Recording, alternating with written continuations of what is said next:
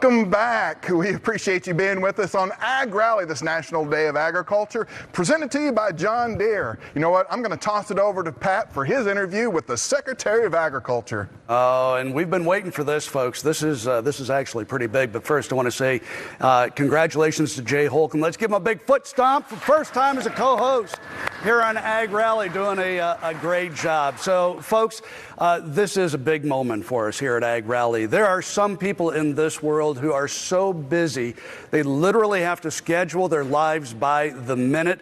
I would argue anyone who's been called to Washington, D.C. to serve alongside President Trump is probably at the top of that list, which is why we are so humbled to not have just one or two, but 20 of those precious minutes right now with our new United States Secretary of Agriculture, Brooke Rollins. Madam Secretary, welcome to American Agriculture's New Year's celebration, AgRally.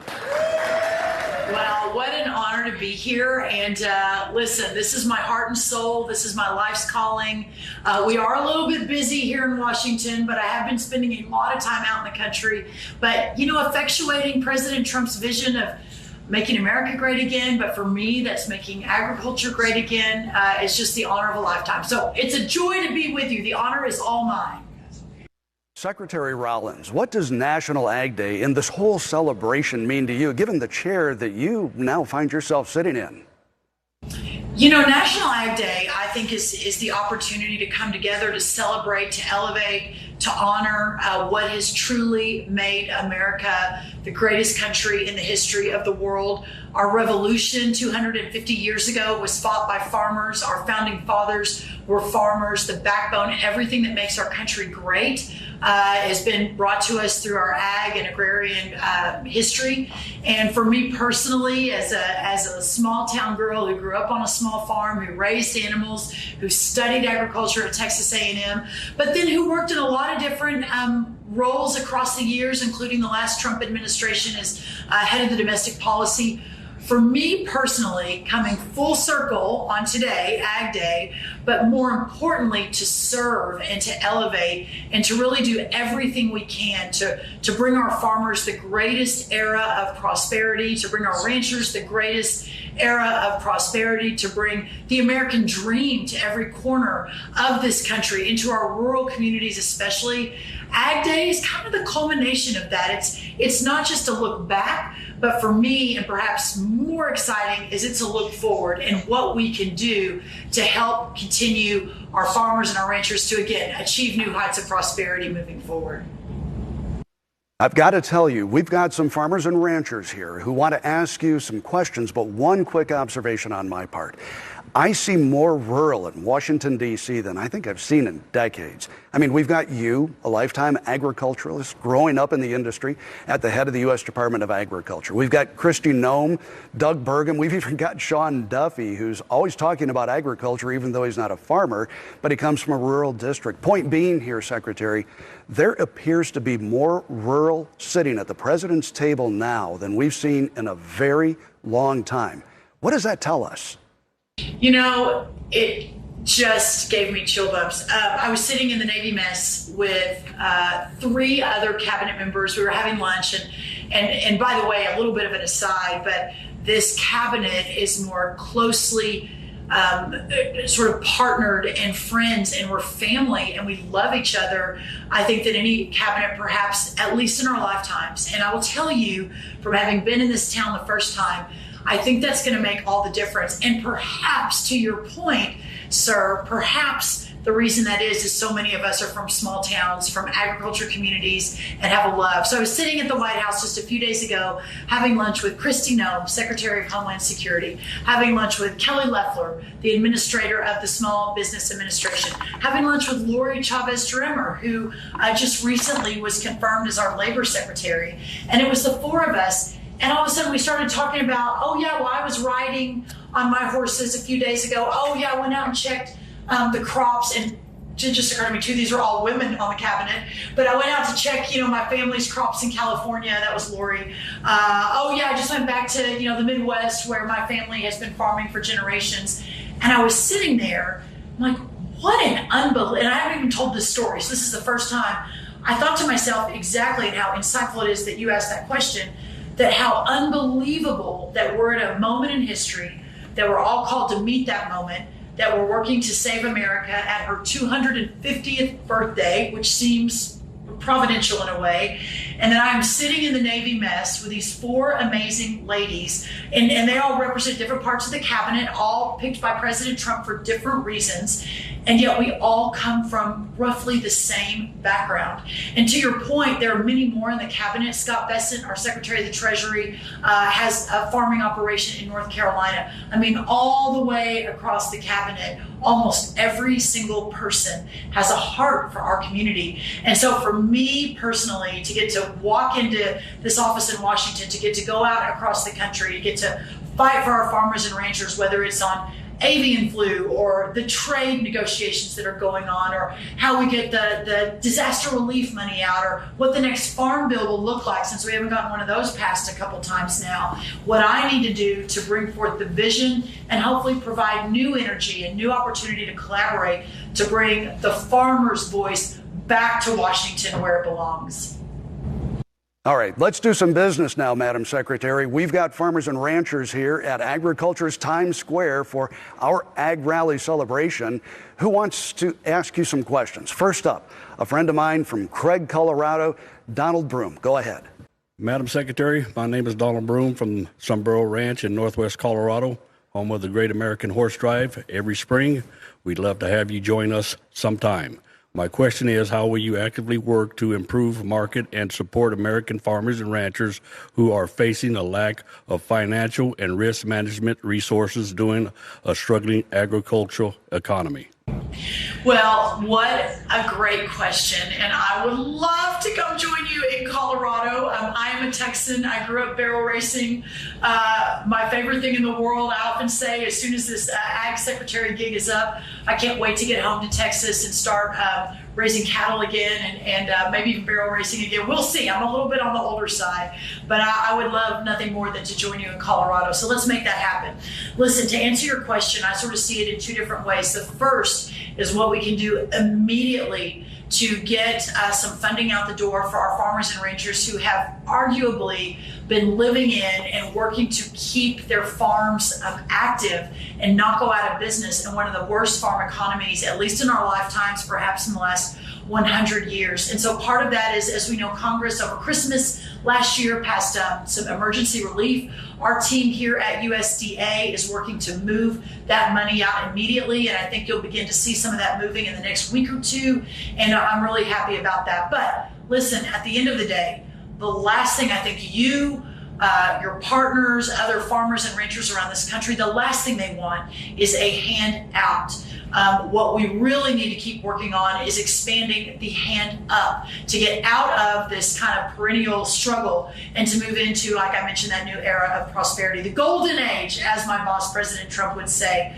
One of my top priorities is to expand market access around the world, to get out our incredible products that we produce here in America, to move into not just our normal trading partners, and we're sort of renegotiating right now with Canada and Mexico and China and some others, but also to find some new partners around the world who would love to have our product, but maybe in the last administration there wasn't much of a focus on that. But I can promise you this team at this moment in Washington, D.C., led by President Trump and Vice President Vance, will do everything we can. I'm already looking at 3 or 4 international trips. I'm ready to get work to work. Just in the most recent few days, I did a meeting with my counterpart in Mexico, my counterpart in Canada, the Ag Secretaries there. How do we begin to expand markets for our incredible farmers and ranchers? We've got a $49 billion trade deficit that just came up on ag, that just came up in the last 4 years under the last president. So it's time to turn that around and to instead move it in a direction like our farmers have never seen before. Secretary Rollins, our next grower, is here from Southeast Kansas, another old friend, Jim Mueller. Jim, go ahead. Thank you, Pat. Jim Mueller Whiskey Ranch out of Southeast Kansas, where my daughter Reagan and I raise and train some of the finest horses and cattle in the Midwest. Madam Secretary, along that line, cattle prices are an all-time high and continue to rise, but so are input costs and land values. I know you've only been in the job for a week or so, but does the department have any view on when things may level out, correct, or for that matter, what is going to happen with protein producers out there? Well, I think there's no doubt where the protein producers are, and shout out to you and your great ranch and what you do there. Not certainly at the operational level, but my family has long raised Hereford cattle. My children have long shown those cattle, and I have a real heart for this industry. The numbers have looked better. I know there have been a lot of struggles over the years for our cattle raisers, but we've looked pretty good in the last few years. But having said that, and to your point, the cost of input across the ag industry is around 30%. Everything is more expensive. Our goal with this new team and this new administration is that cost begins to roll back, that the profit margins hopefully expand, that we bring more farmers and ranchers into the ag community, new ones that perhaps have never farmed before or ranched before, but see an opportunity to perhaps raise a family, to create something bigger than themselves and work in the righteous field of agriculture. And I think that our cattle farmers our cattle ranchers in many ways are leading the way on that. But while times look pretty good right now for our cattle industry, while a lot of other industries don't have it so good, we know that can turn on a dime. Our team here at USDA is hyper focused on every single one of these industries, cattle included. We'll keep watching it, but know that we have your backs, and we're just so grateful for the incredible leadership and work, sir, that you are doing in the field. Thank you. Thanks, Jim. Madam Secretary, our final grower represents the I states. Coming from Iowa, we have Devin Cruz. Devin, go ahead.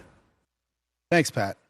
Secretary Rollins, my name is Devin Cruz. We grow corn and soybeans and a lot of hogs outside Lamar's, Iowa. We also own and operate a milling operation in Brunsville. Assuming President Trump gets the rest of the world to play fair, trade deals won't ever be negotiated the same as in the past. Looking beyond the current horizon, what will USDA's strategy be when seeking new ag trade deals in a new kind of trade world? Well, first of all, Devin, thank you for that great question. Love your state. I will be in Iowa in about a week or two. And if I don't see you then, sir, hopefully I can get back and come visit your operation. And so grateful for what you do. Clearly, Iowa in many ways is at the center, not just of the country, but of everything we're trying to achieve. And you and your great folks on the ground there have been so great to me. So I thank you for that.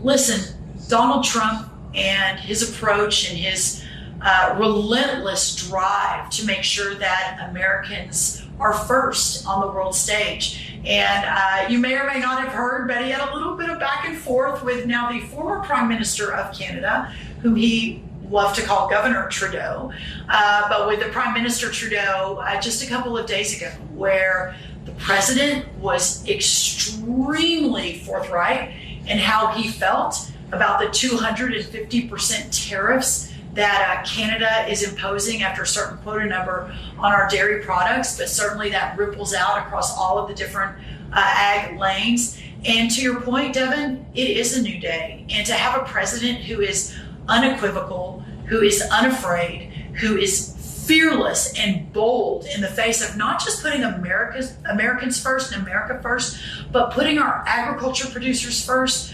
That call warmed my heart. It was somewhat uncomfortable because the president got extremely animated, as he tends to do when he's passionate about something. But I think it has changed the landscape forever. And never again will a United States president, after President Trump leaves, never again will a Secretary of Agriculture after I leave, whenever that may be, and never again, I think, will an administration be held to less than the accountability and the metric of every minute of every day, fighting with everything we have for fair and open markets for our ag producers. So I think, Devin, for you and all your farmers in Iowa and for all those across this great country, know that there is a new sheriff in town and there is a new team in town. And while sometimes imperfect, because we're working to disrupt a broken system, that at the end of the day, no one will fight harder than our team will for you and for your family. Thank you, Devin, and thanks to all of our growers. Madam Secretary, I've got one last question for you myself. It's a matter of perception. It's in the headlines today. Food prices are making it tough for a lot of people. I run into consumers myself every day that think farmers are rolling in the dough, not realizing the cost to actually produce that food has gone up just as much, if not more. Here on National Ag Day, I ask you, how do we work together to balance the scales with consumers so they understand this is just as tough on us as it is on them? Well, I thank you for that question, and I think it's really important. And listen, in the last administration where I played a key role, but over in the White House, not out in USDA, what I learned was that with the vision of a president that, again, is relentless in his quest to serve the American people, that in fighting to bring down energy costs, to bring down input costs, to open up markets, that the founding fathers' vision, those farmers' vision of 250 years ago, that a country that is self-governed, that you don't have the little elitist in a faraway place called Washington, D.C. deciding what is best for you, that governing structure has allowed the most prosperity and the most success of any country in the history of the world. But we find ourselves in a place right now, and especially in our agriculture communities, and especially on this Ag Day, this World Ag Day, that we understand that our farmers are really, really struggling. And with a few exceptions, that 1 in 10 of our farming communities have gone out of business just in the last number of years, that many are living at the margins, that some of our farmers in the pork industry, in the corn industry, in the wheat industry have literally gone year after year of being in the red and not making the money that they need to support their family. And so when consumers ask, well, someone's getting rich off of this, I can promise you this, it is not our producers, and we are going to do, and for the future of America, not just for our agriculture producers, but if we want in 250 years, when we have our next big birthday, if we want our future great times 10 grandchildren to be and grow up and have a chance at the American dream that we all have had, then we have to preserve and fight for our farmers and our ranchers. That is the backbone of this country. That is my calling. That is the greatest honor of my life, to fight for all of you that are out there. And no better way to celebrate than today on National Ag Day. Thank you. Ladies and gentlemen, there you have it, straight from the United States, Secretary of Agriculture Brooke Rollins. Say thank you, Secretary Rollins. All right. And Madam Secretary, if you're still listening, do me a favor and keep my good friend Jay Hamby out of trouble there in Washington, D.C., could you please?